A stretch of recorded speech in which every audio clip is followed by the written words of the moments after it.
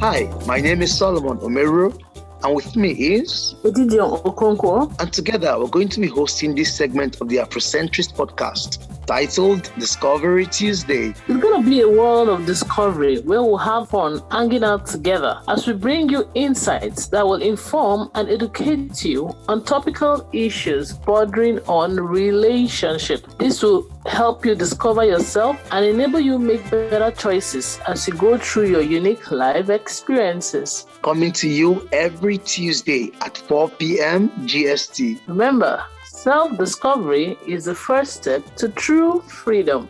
See you there. Good day. It's so good to come your way again. Thank you so very much for joining in. This is Discovery Tuesday on the Afrocentric podcast. Discovery Tuesday is a segment on the Afrocentric podcast where we talk about all things relationship. And today we're going to be taking that conversation a notch higher. And with me today is my delectable, as you can see, my beautiful guest today, and she's just been amazing. Off cam, we've had such a wonderful time.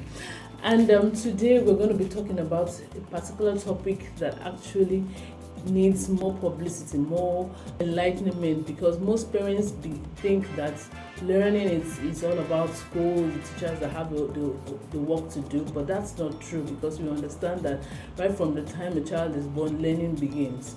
And the more conscious parents are about this, they will be able to take a right posture, understanding that they are responsible, primarily responsible for the training and the upbringing of your children. So before we kick the conversation started, I wanted to understand that we at the Afrocentric podcast, what we do is, we help, project African voices so that we can tell our stories the way that, that we deem fit. Today, before we start our conversation, we want to give a special shout out to our sister, Chinaza Favor, who supported us buying us a coffee, and left us with this cute note that reads, "Just because the Afrocentric podcast is one amazing podcast that deserves to be listened to by millions around the globe, I'm only able to buy 3 cups of coffee, but in the nearest future, I will probably buy 100 and even more cups." Thank you, Ejiro and team. I absolutely love what you do. So in case you want to do that, buymeacoffee.com and support us for the work that we do. That was such a beautiful love note from Chinaza Favor. Chinaza is an author.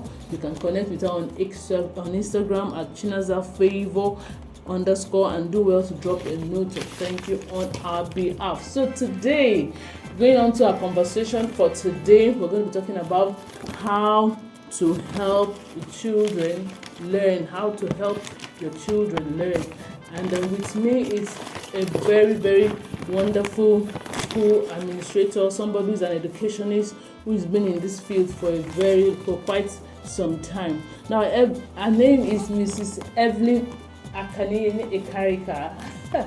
Evelyn, it's so good to have you join me today. Thank you for having me. Yeah, okay. So Evelyn Ekarika is the head of school at Blooms and Daisies School, Calabar, a unique early years and primary school with a mission to inspire children to learn through fun and concrete learning experiences that will equip them with the relevant skills that they need to thrive in their world as it is in the 21st century, and in the foreseeable future. She loves to create memorable learning experiences, and she teaches her teachers to do so also, because she believes that if the learning experience is memorable and relatable, then it can be applicable to solve real life problems, and that is what learning should be about. She has more than 15 years experience teaching formally and informally, and 4 years experience leading a teaching community as a wife and as a mother. She has raised and nurtured 4 children of her own through the learning journey from crèche to university, and she's still in the process.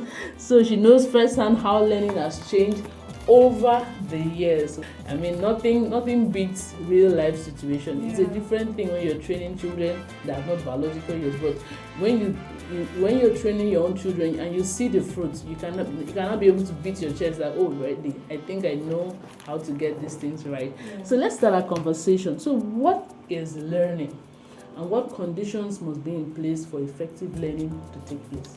Okay, thank you very much, Gideon, for having me on Afrocentric. I am so honored to be here to talk about this because it's something that I'm really passionate about learning, and not just learning for the sake of writing exams, but learning for the sake of being able to apply that knowledge. I think the greatest problem that we have in our climb is we have a head full of knowledge. We have people that know a lot of things, a lot of facts, but when it comes to applying it to solve problems, we are lost. You understand? So, and that is the area where I want to bring correction. So I was really happy when you brought up this topic that we need to talk about it. What can parents do?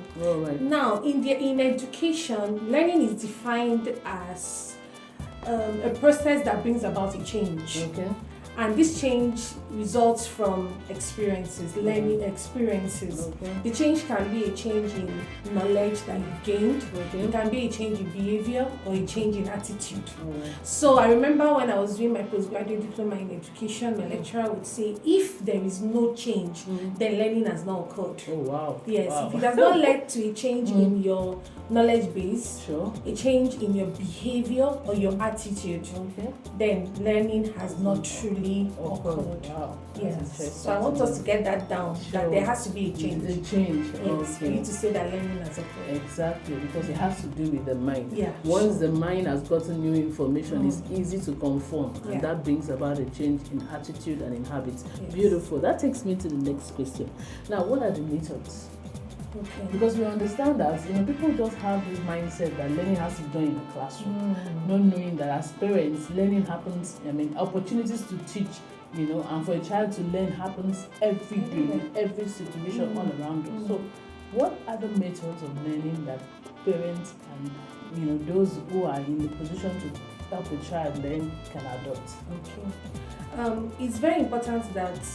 I think this is something that educators, everybody, in fact, it's like singing. Everybody believes they can sing, right? So that's the same thing with teaching. Everybody believes I can teach. Is it not teaching? You understand? But because of that, there are certain things that we ignore. And one very important thing, because our brain is our tool for learning, we don't look at how the brain works. Exactly. And that everybody's brain is different, is wired differently. So we all learn in different ways. I discovered this when I became an educator. That the way I learned, I discovered it. And looking back at the things I struggled with as a child, I'm like, if only the people who taught me knew that this was the way I learned, this is how my brain functions best. Now, there are different ways to teach a child, and you need to know the child. That's why the best people to teach are the parents. The parent is the first teacher and the permanent teacher. Every other teacher is passing by and will go, but you will forever be your child's teacher. So it's important that you know, how does my child learn best? Now, there are different ways, and I'm sure that some of you have already heard about it. Some of us are visual learners. We must see something, must see a picture, a video to be able to connect what we are learning. Some of us are auditory learners. We need to hear sound, It could even just be the conversation that we are having. So, such people, they cannot just look at something and understand it. They need to hear a voice, whether it's in a song or in whatever way. Such people are very good with audio books and all of that. I can't survive. Category. I'm in that category. While I am a visual learner. Oh wow. If there is no picture connected, if it is abstract, count me out. Are you serious? I will never understand anything. And I think maybe that's why everything about my school is really, really visual. Very colorful and everything. And then some people are kinesthetic learners. They must do something with their hands. I think my daughter is like that's the only way it connects to their brain and it sticks. And we have the visual, the kinesthetic, the auditory, and you have so many other ones, so many other forms of. So, for you to teach a child, you need to be able to incorporate the way they learn best. That's the way you hijack their brain. In education, we call it a hook. You understand? That's the way you get their brain to even be interested in what it is that you are about to. If you've not prepared that ground, you will not get them to learn. So you need to know your child. Very important. So important. Very important. We cannot rule that out. Even for teachers, you need to have a relationship with your learners and know your learners. That's the only way you can teach them. Yes. So now for a parent who is actually not knowledgeable of all this. So where do you think the parents has to start from? Okay. And what do you think are the tools that could aid a parent to, to facilitate this learning? Okay. So for a parent, like I said, I started by saying that you need to know your child. Sure. Don't take it that, that's for the school, that's the school's business and all of that. You knowing your child would really help your child a lot. Sure. I have seen it play out several times. Children whose parents are actively involved in their learning do way better. In fact, you call them geniuses. Yeah. I don't think they were born that way. Their parents have invested a lot. So you need to observe your child. Just like you can tell somebody, my child likes this kind of food, does not like this kind of food. If you want my child to sleep, this is what you should do, this is what you should not do. Over time, like autopilot, they begin autopilot system. Exactly. That's the same way you should also invest interest to observe your child and see what works best for this child. Is this child that kind of child that if this child watches something or a video of something or sees a picture of something, it helps the child to learn better? Is this child the kind of child who, if we put it in a song, we are good. Is this child that kind of child who likes to do something? So you start from there, so that even when you take your child to a school, you don't just drop the child there and I have paid school fees, I have filled the registration form. You have a conversation. There is something called onboarding, where you have a parent-child conversation. Even if the school doesn't do it, tell them that you would like to have it. Do you understand? Where you talk to your child's teacher and say, this is what I have observed over time, this is how my child learns best. And take for instance, if your child is a visual learner, you know you have to get videos for that child. You have to know that if this child is learning about parts of the body, I have to get videos for the child at home that shows the parts of the body. If I find a chart in the market that has parts of, I should buy it for this child. Do you understand? If my child is a kinesthetic learner who likes to do things, I should think of straws. We put together, we construct a human puppet with parts of the body. Do you understand? You just have to find ways. There are ways everywhere, but first of all, you need to know how does my child's brain take learning. We're in this dispensation, in this era where parents keep saying we don't have time, we have work, we have businesses, we have a lot of things calling on our attention. We need to make this money to be able to take care of the children. I know. So now for a parent like that, you talked about, that there should be an onboarding process. Yes. Now, as an educator, you run a school, a very wonderful school. So how can instructors at school, because we understand that as much as it's necessary that parents should be able to do this, most parents don't do it. They don't even know they need to do it. So now that we've found ourselves in this situation as educators, what do you have for school owners, people who run school? How does this onboarding process go through? Because they understand that I have a number of children. There are just so many. How many am I going to do all this for? So what should be the way the school could assist, because that's what they do, the parents, to help the child? Because as a school, there's so many constraints, really, when you don't have the means, I know I've heard of the Montessori. What is it all about? Is it, So just give us some more, insight into all of this. As a school, how do you run that? So for us, we have a settling in form that you fill other than your registration form, where we ask you some pertinent things about your child. And one of the processes that we have is that when you bring your child, we need to have, when you bring the child's form, we need to have a settling in conversation. I don't know how many of you took your children. There are some secondary schools who do it. You come with your child and the parents and you talk to the school management. Most such conversations usually about what do you want to be? They ask the child, what do you want to be in the future? I think and all of that is about knowing the child better. To meet the child. Yes, but I think that's an opportunity where a parent can put in and say, this is how this child learns best.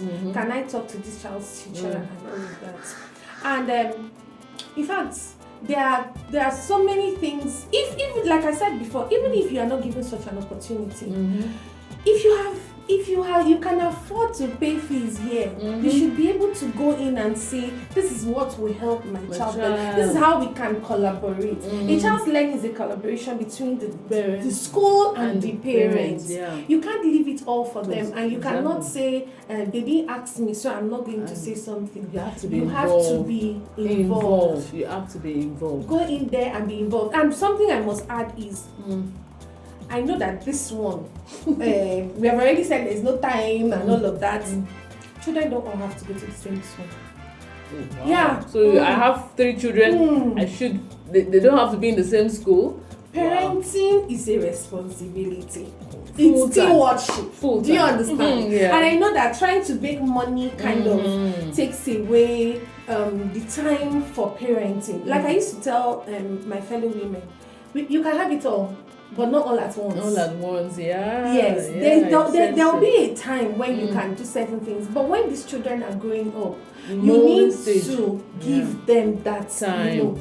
Because I remember when my children were in different schools. Why? Because I discovered that they learn differently. And the way I see schools are like, I don't know, we're all called to do different things. As much as learning is the main thing, but we all have different things that we are focused on. Do you get? Sure. Like for us, it's all about hands-on, concrete learning experiences to make learning meaningful.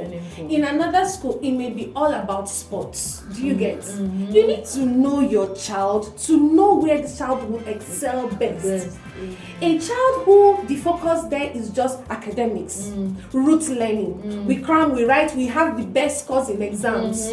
Your child will not thrive there if your child is the kind of person who likes to act drama, is a kind of aesthetics and expressive, creative kind of person. So you put your first child is thriving very well, they're making all the A's. And this one is not thriving well, and you're comparing them. Yes, you begin to wonder, but why? Your sister is not doing like your sister. Imagine planting rice on a dry environment, in a dry place. Rice will never grow there. Rice needs a swampy place to grow. And you'll be blaming the rice. That corn is growing, they're not growing. Wow. It is not the rice's fault. Oh. No, I know we will think about it. I will drop this one here. I will drop this one. Yes, the time it takes to pick them, you just want to do everything at once. That's the sacrifice that we have to make. It's a sacrifice that for the sake of the children. So that we don't label them. To aid their learning. We need to put them in the right environment. And that starts by even knowing what the right environment is for this particular child. And that comes from knowing your child individually. Yes. Wow, I see how it links now. I Yes. see how it links now. Yes. Okay, so that answers for why some children are struggling. Definitely. So it's not all about academics that are not getting it. There's a reason why they're not getting it. There's a reason. Because every child's brain can be open to learning. Definitely. Everybody can learn. We just all learn differently because our brains are wired differently. So you mean to say that this children that we term as geniuses, they are actually because they are in the right environment that triggers. Exactly. Wow. If a child that is good at, I have some children that once you just say that definition once you ask them to say, they will tell you word for word. Do you understand? They are excellent root learners. Root learning is their thing. As much as I don't support root learning because most people are not. It's not effective for most people, especially for people that are visual learners. You understand? But somebody that is very good in that will thrive in that kind of environment. We'll be making all the A stars and all the honor roles. But the other child that is a visual learner that needs to see something, that needs the other kind of setting, that needs to do something to be able to relate with that information and then come up with his own definition, having assimilated what you're trying to say. My dear, we'll just be in that class and be lost. And you know, in our country right now, what we thrive in is having students replicate word for word what is being taught. Just regurgitate it. Yes. And that's what affects our learning. And we begin tag a child that the child isn't smart because he's unable, not knowing that his own learning skills and style is different. How? Learning style is different. So now that brings me to the next question. How do you help a child that seems not to be faring well? Okay. Now, for a child to learn, you have to understand that there's so many things involved. The learning environment, so the child himself or herself, the teacher that is teaching. Do you understand? And the content being taught. You know, we only consider the content. Even sometimes we don't even consider the content because the content has to be age appropriate. So before you tag a child that this child is low level or whatever, you have to consider the content I am teaching the child. Is it fit? The challenge, does it balance with this child's abilities? And that's, I know I'm debating because as it comes, that takes us to parents and rushing children. Exactly, age appropriate. Do you understand? Yeah. If the child is not ready for it and you challenge the child with content that child is not ready for, the child is going to fail at it. And when the child fails at something that they are not ready for, it already creates a mindset that I am not good enough. I'm not good enough. Thank you. I don't know how to do it. I will fail. Exactly. And for you to bring that child from that place of feeling I'm not good enough, it takes a lot of work and commitment. And are we ready to put in that commitment? How many of us are even aware that that's what our child is going through? Yes. Do you understand? To acknowledge that this is the reason. So you need to create the right environment for a child to learn. First, it's not just about the physical environment. It's beautiful, it's bright, it's a lot of things are there. Emotionally, is the child in a safe space? Do you understand? Are you, other than school, at home, are you that kind of parent who ridicules your child? Exactly. Compares. Yes, comparison. Your sibling at this age was already doing this. Thank you. Why are you not? The child does not feel psychologically safe to even learn. To tell you, I don't understand. Please, can you explain better? Do you understand? The child needs to be in a safe space, emotionally safe, physically safe, psychologically safe. Do you understand? That is for the environment. Then you have to make learning available. Like you said in the onset, there are learning opportunities at home all the time. Everything. When I am in the car with my daughter, as we're on the road, I am making her look around. Do you understand? Okay, fortunately for me, I am in the same school with her, so I know what she's learning. That's why you need to be involved to know what is my child going to be learning this term. Do you get? What are the topics? So that I go out there, I see a material in that topic. That's necessary. You get it. You don't have to wait for the school to say it's part of the curriculum. Do you understand? Oh, wow, yes. But if you don't know what the child is learning, how would you help? Take for instance, if the children are learning about fraction, do you understand? And this child is in the kitchen with you, and we are about to make sandwiches, and we are cutting the bread into small. That's fraction already. That's fraction already. And it's live classes. It's that's six. The best way to learn. 6. Yes. That's the best way for a child to learn. When the child can apply what they are learning to real life it's relatable, it's applicable, and it motivates them to learn. You see them, they start asking you questions. Mommy or Daddy, why is this like this? So if we cut it, is this still a fraction? Is this so? How many? Which one is bigger? Do you know? It makes it interesting, not boring. Because some children once you just tell them to do the assignment, they're like, I want to sleep. Because it seems boring. The learning is boring. Have you ever heard people say, "Oh, calculus I learned in school"? You see, I wouldn't lie. I think I was actually made that statement too. All the calculus is true. All the matrix and all the Pascal's triangle. That's because nobody ever told you the application. And I'm sure that there are real life experiences where you will apply Pascal's triangle. Sure. But we're just learning for the sake of writing exams and passing. Yes. For that particular thing, I remember when we were using shortcuts. Instead of going this way, just the shortcut. That's the hypotenuse. I think that's what we should adopt in our learning. How to make it real. How to relate it to real life situations and where we can find those. Because when children learn and find out where they can apply it, it makes that motivates learning them to learn more and want to try it. Yes. And that way they get a deeper understanding, and that's where they can even invent. Yes, exactly. In education, there's the Bloom's taxonomies and a hierarchy of how children should grow, both in cognition. Cognition has to do with your learning intellectually, in their emotions, affective domain, and psychomotor, their physical body and all of that.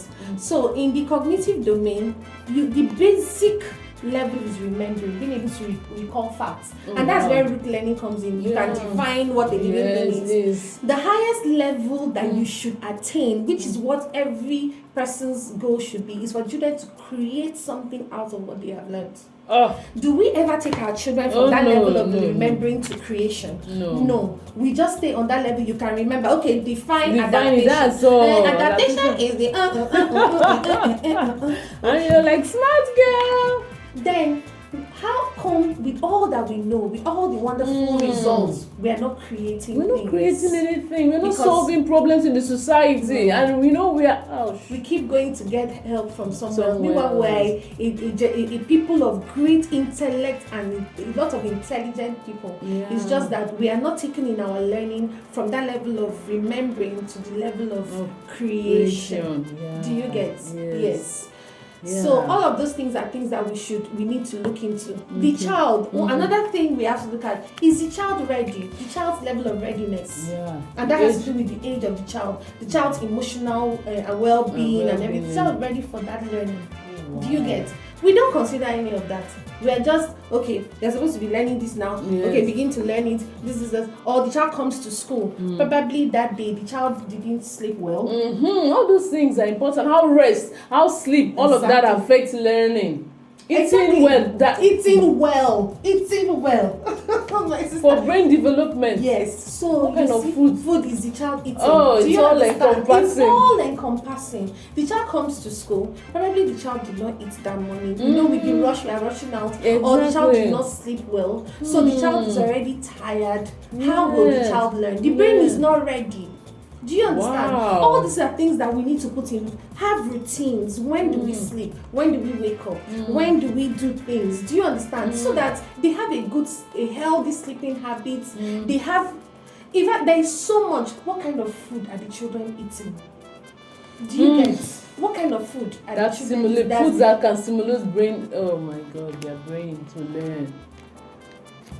That's a lot, man. That's a handful. It is. That's why the sensitization should continue. Yes. At every opportunity, parents should be made to know, because most of us just feel that parenting is all about having a child and giving the child and food paying and the school fees, finding the best possible school to pay the school fees. No, you have to. Reason why some students thrive in life. Because we always wonder, that this person was a high flyer in school, but today he or she doesn't seem to be living up to what is expected. And whereas another child that was just a middle age, middle range child, it seems to be average child seems to be doing well. So this is where the conversation should be on how to help a child learn so that he can thrive in life. So that he can do more with the learning that he or she has learned. Not just about writing exams and passing the exams. Because sometimes the reason our focus is, the child needs to write this exam, so we push the child so much just to be able to meet up with those standards. You get? And we forget that learning is actually not going on. Learning is not going on. The child just learns to come and regurgitate in the exam. And then there is no critical thinking. You ask the child a very simple question. Okay, take for instance, you are learning about states of matter, and the child has thought. The child can tell you about solid, liquid, and gases, and all of that. And then at home, for instance, the child maybe left something outside. Yes, okay, and the thing melts. I mean, the ice cream, the thing melts. And the child is all, my ice cream has melted.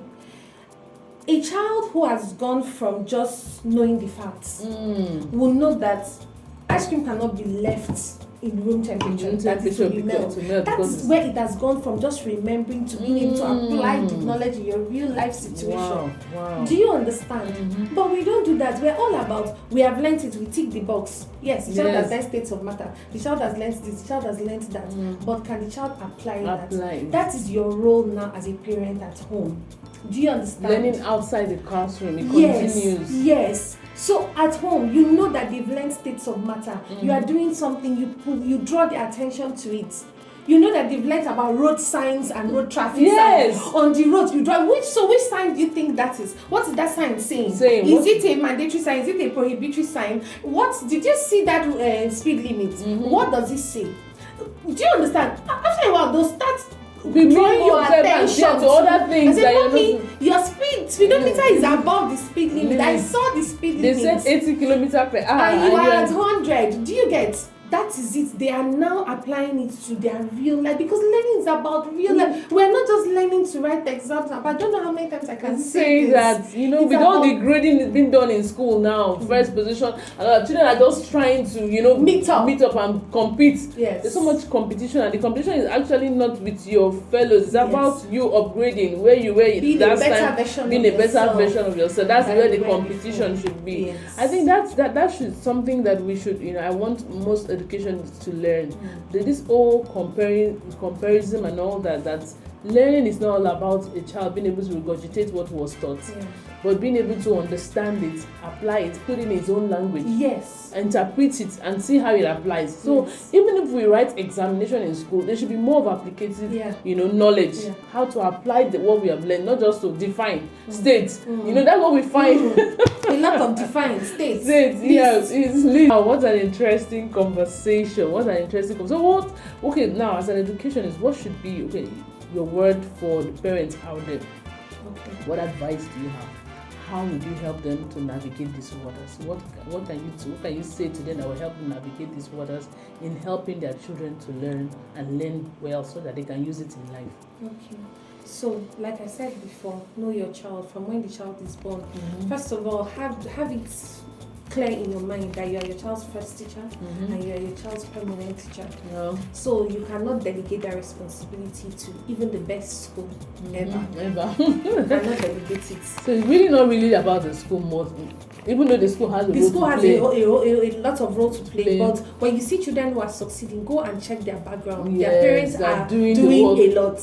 They are investing a lot in those children. Learning. Whether it is in exposure, that they're exposing them to traveling with them, exposing them to things, your real life situations, their parents are doing a lot. So you must have that in your mind, that you are your child's first teacher and your child's permanent teacher. And then you must know your child. You must know your child. Every child is unique. For every child.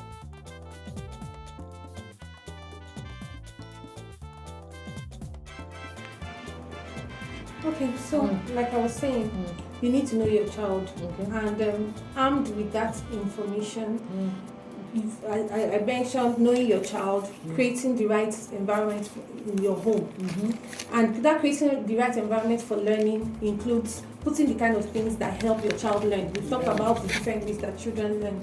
So if you and we need to have learning goals. What are our learning goals for our children? Our educational goals for our children.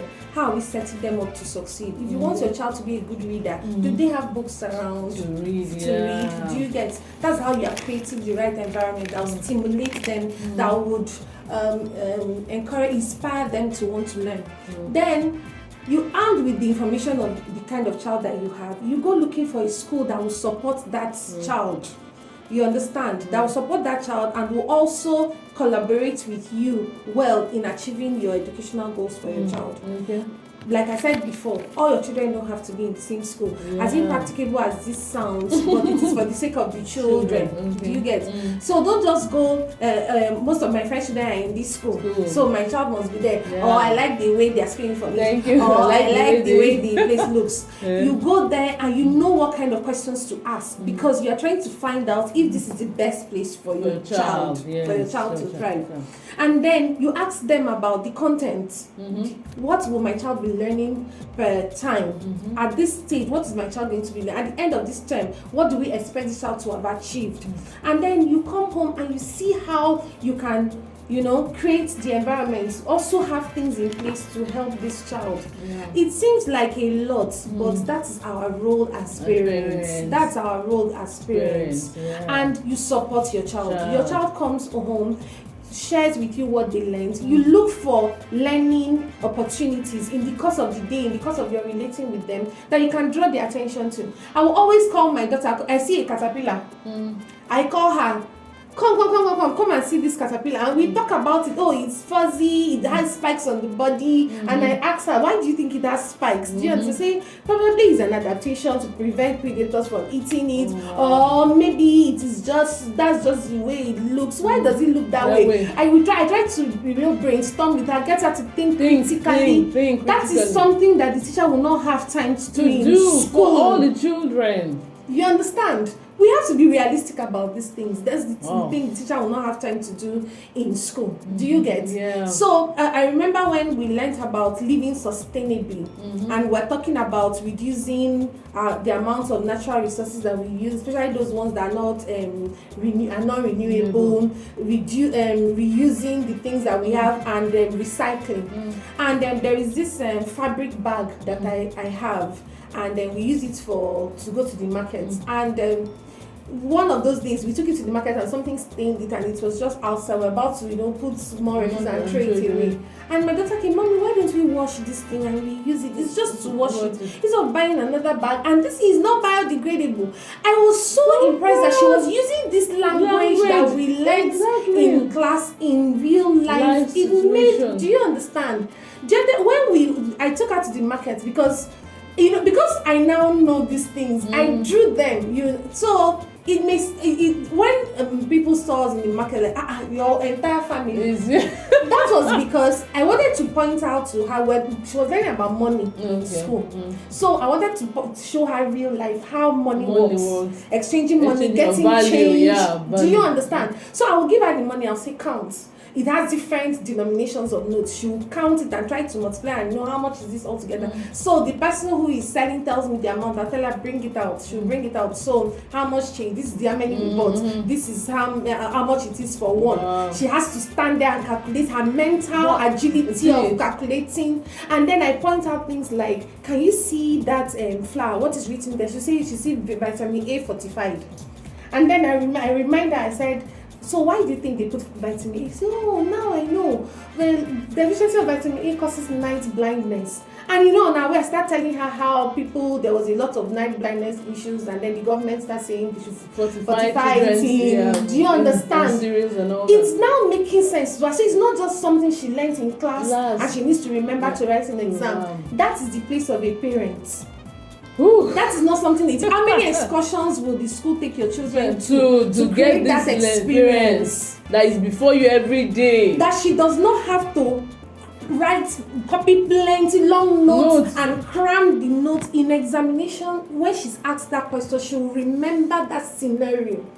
Wow. Do you understand? Exactly. We have to be intentional about our children's learning, just like we're intentional about the clothes they wear, their health, and so many other things. If we want them to aspire to the things, all the wonderful dreams we have for them, we need to set them up to succeed. That's it. Setting them up to succeed. Yes. Wow. We can't. This conversation, we can't finish it. I mean, we all know we can't. There's so much to say. Yes. But it's such a beautiful time. I've learned so much. Like some things are like, my eyes are popping open, like, okay, what to do. There's so much work to do. I believe our listeners have learned a thing or two, more than a thing or two actually. There's a whole lot we've learned today on how to help our children grow. There's a need to know them, need to know their learning styles and their makeup, and how we can harness our learnings in real life situations and make it applicable so that they can think and use their brain and be able to profess solutions in our society. Choosing the right school. Let me just add this. Choosing the right school. Collaborating with your child's teacher. Do you understand? You are not there to witch hunt them. It's a collaboration. We are not fighting. It's a collaboration. You're doing it for your child's good. For your child's good. So you can't just be aloof about it.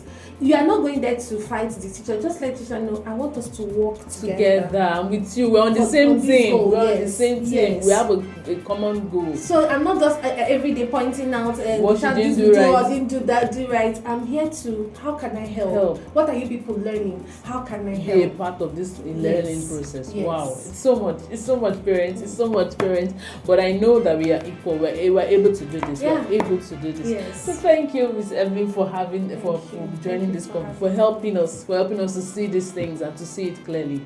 I believe that we going forward we'll be able to implement these things that we've learned. So thank you, viewers. Drop your comments, your observation, and if there's any topic you want us to talk about, just feel free to drop your comments on our Instagram page. If you're listening to us through Buzzsprout, let us know what you think about these conversations and what else you want us to talk about. So until we come your way again, be that purposeful parent who is on a mission to raise up great role models in our society who would change the narrative of how things have been. So thank you so much for joining. Keep discovering, keep living, keep growing, keep learning, because learning is not only with our children. We learn. I've learned a lot today. They need to even see that you are learning. Yes, it's true, because it's really about the matter that children learn by what they see, not necessarily what they are being told. So if you want your child to be a reader, you read books. Keep books all around the whole place and let them know that reading is a culture here. Yeah. Thank you so very much. This conversation is such an interesting one. So until we come your way again, leave your comments with us on our Instagram page, join our YouTube community, and also we can go over the other episodes that we have had on different aspects of relationship that will benefit you. So thank you so very much. Until you come your way again, have a wonderful day. Bye. Bye.